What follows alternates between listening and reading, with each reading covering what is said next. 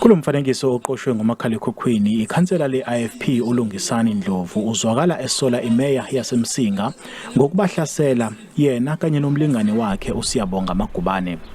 uMagubane washona ke ngesikhathi behlaselwa bedutshulwa. Lesigameko senzeke ngenyanga edlule.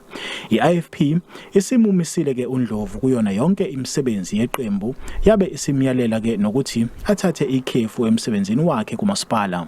Lokhu kulandela ukuboshwa kwakhe uNdlovu. The mayor of Msinga and his two bodyguards appeared in the Msinga Magistrates Court on various firearm-related charges. The mayor was granted bail of 10,000 rand, while the other two men were granted bail of 1,000 rand each. They were advised not to interfere with witnesses. I-IFP ithi isinqumo sayo ngalolu daba sizokuncika ke ekutheni amaphoyisa yikuphi akutholayo ngesikhathi enza uphenyo lwawo.